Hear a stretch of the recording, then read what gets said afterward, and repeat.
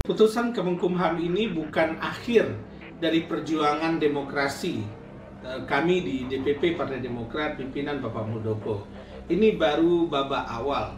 Tahapan berikutnya adalah pertarungan di pengadilan.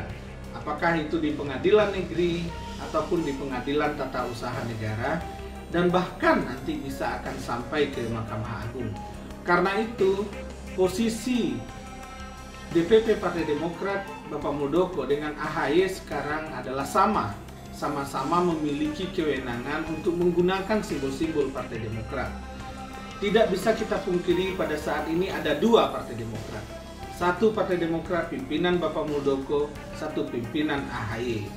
Dan salah satu akan bisa mengklaim kepemilikan Partai Demokrat ini nanti secara legal apabila sudah ada keputusan inkrah dari Mahkamah Agung.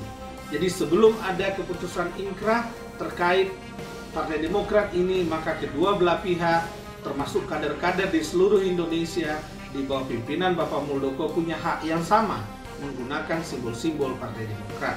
Karena itu mari kita bertarung di pengadilan, siapakah sesungguhnya yang berhak untuk memiliki Partai Demokrat ini.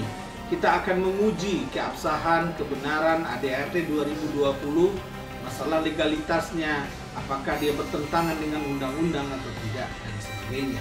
Pengadilan nanti atau PT UN nanti memenangkan Partai Demokrat pimpinan Bapak Muldoko sampai ke Mahkamah Agung, yang dimenangkan adalah Partai Demokrat pimpinan Bapak Muldoko, maka yang berhak mengelola Partai Demokrat adalah Bapak Muldoko. Jadi perjuangan ini masih panjang, belum final dan belum selesai.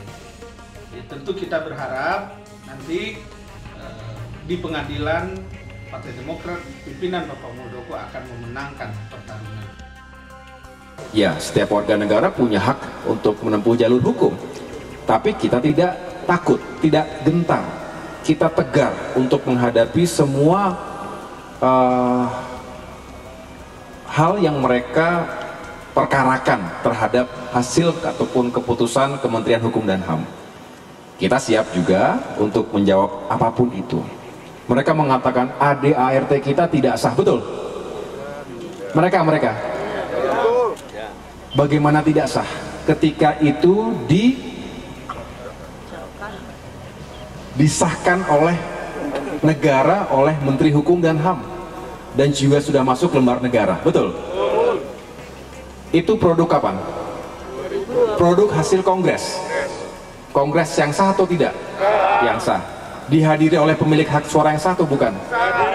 Artinya itu adalah produk hukum yang sah dan juga telah disahkan oleh negara. Clear. Juga sudah lewat 90 hari.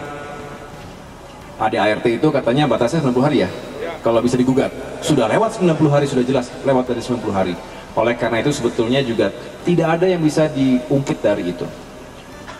Kok bisa mereka menggunakan referensi ADART tahun 2005? Gimana caranya? Ahistoris. Padahal sebelum 2020, oh ya begini, katanya karena ADART 2020 tidak sah, AHY sebagai ketum tidak sah.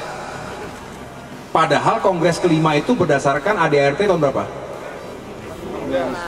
2015, karena 2020 baru merupakan hasil atau produk kongres 2015 yang kita gunakan, dan itu berlaku sebelumnya. Dan siapa yang menandatangani? Ya mereka juga ikut tanda tangan waktu itu. Jadi sebetulnya banyak hal yang bisa kita jelaskan dengan baik ya. Sebetulnya kalau saja menggunakan akal sehat, ya justru kami menyaksikan kalau kemudian upaya yang mereka lakukan misalnya dibawa ke PT UN itu akan bisa menghadirkan fakta-fakta yang baru, dan tidak ada kaitannya itu semua, tidak relevan, karena mereka sejak awal mengganti-ganti narasi seenaknya saja. Awalnya kenapa harus KLB? Karena harus menyelamatkan Demokrat begini, lama-lama berubah terus, betul ya? Katanya Demokrat bobrok, gak punya masa depan, harus diambil. Apa benar kita tidak punya masa depan? Punya. Kemudian alhamdulillah justru kita lagi kondisi semakin membaik ya, alhamdulillah. Nah yang kedua alasannya karena banyak masalah begitu. Terakhir apa coba? Katanya kita dibilang sudah bergeser ideologi kita. Marah nggak? Marah. Ideologi mana? Justru kita bertanya, Bapak ideologinya apa? Apakah ideologi yang merampas hak orang lain? Apakah ideologi yang mengadu domba? Apakah ideologi yang menebar kebencian dan juga hoax yang membabi buta? Ideologi semacam itu jelas tidak ada tempatnya di Partai Demokrat. Kita tidak pernah memberikan ruang terhadap perpecahan. Kita menolak keras politik identitas. Kita juga tidak memberikan ruang terhadap radikalisme, kiri maupun kanan. Partai Demokrat, partai tengah, nasionalis religius, moderat, spektrumnya luas, Aceh sampai dengan Papua, semua itu konstituen kita, di atas semua golongan dan identitas. Jadi kalau ada yang mengatakan Partai Demokrat ideologinya terjadi tarik-menarik dan bergeser ke arah yang buruk, kita patut bersuara paling keras untuk mengatakan itu bohong, itu hoax, dan kita lawan.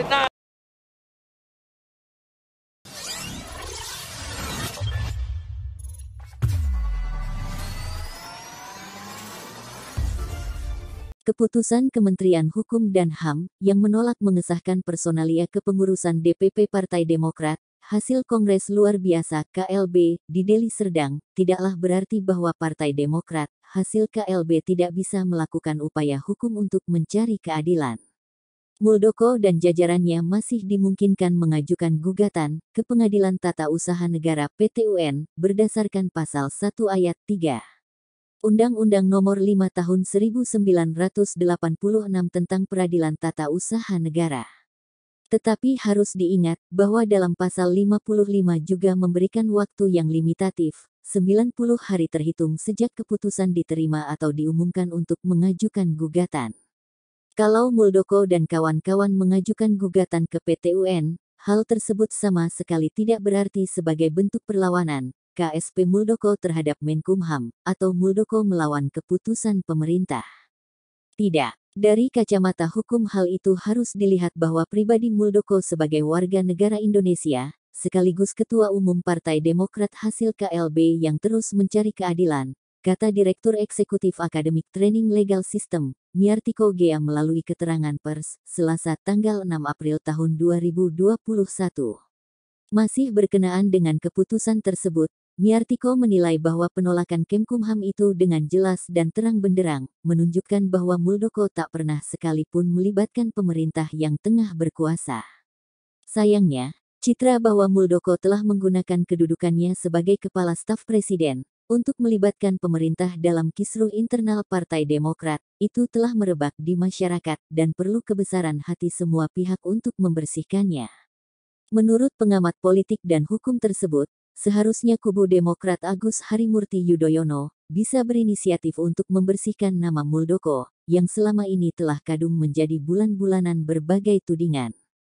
Misalnya, selama ini kubu Agus Harimurti Yudhoyono selalu mengatakan bahwa Muldoko telah menggunakan kekuasaan, menuding pemerintah campur tangan, memecah belah keutuhan partai politik, dan sebagainya, hingga tudingan telah berperilaku brutal dalam berpolitik.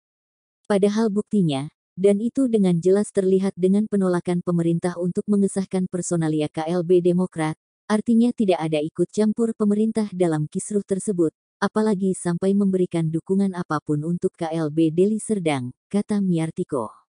Menurut dia, seandainya saja memang aparat pemerintah dilibatkan, terutama oleh Muldoko, hasilnya jelas akan lain dengan realitas yang terjadi saat ini. Mudah saja, jika pemerintah terlibat, tak mungkin keluar keputusan Kemenkumham yang objektif dan independen berdasarkan fakta hukum yang ada. Kan enggak susah juga buat Muldoko untuk menggerakkan aparat pemerintah, baik Polri, TNI maupun BIN. Tetapi kan itu tidak ia lakukan.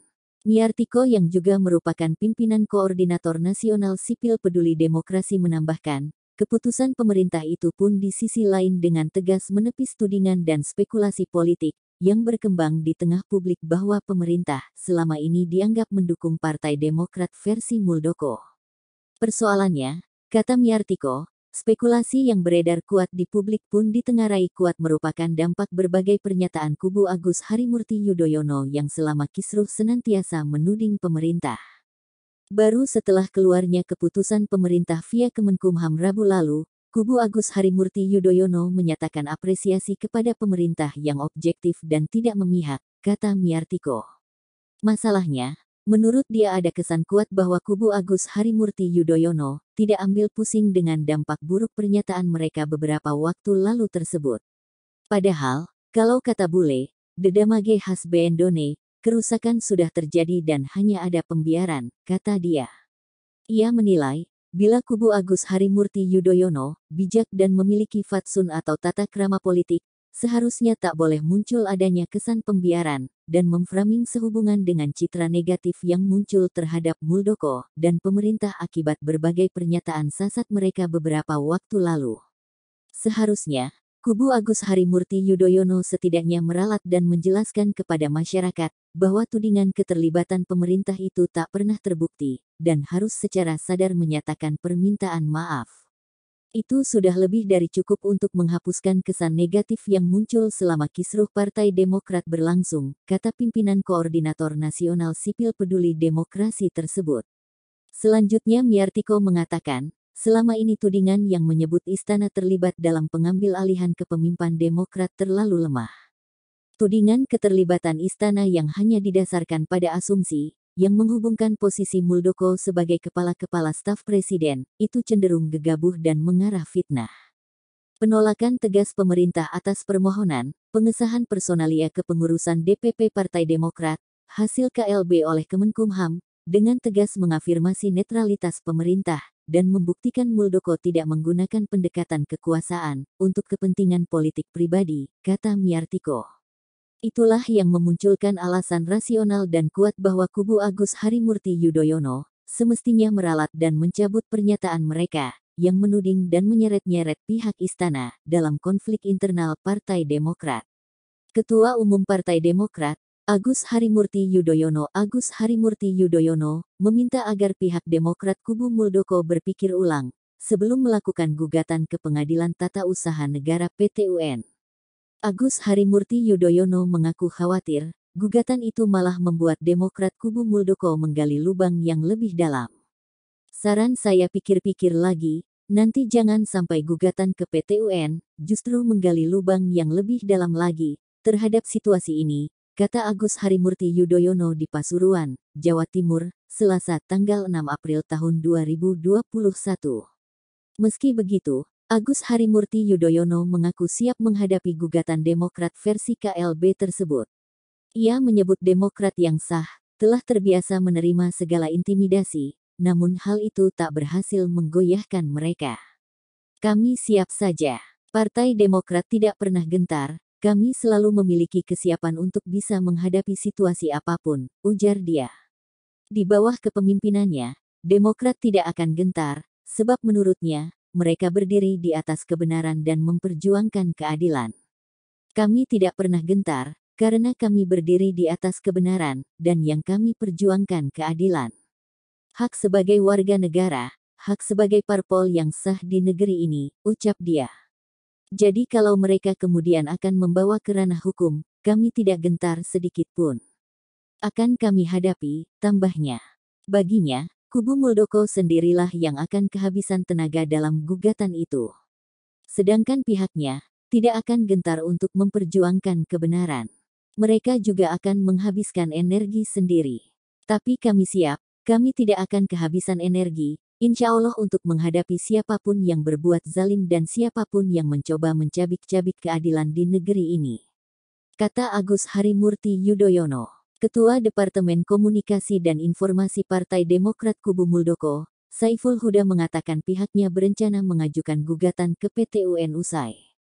Demikian juga ketika pihak kami yang ditolak oleh Kementerian Hukum dan HAM seperti sekarang, maka pastinya kami akan terus melakukan upaya hukum dengan mengajukan gugatan di PT-UN, kata Huda dalam keterangan yang diterima.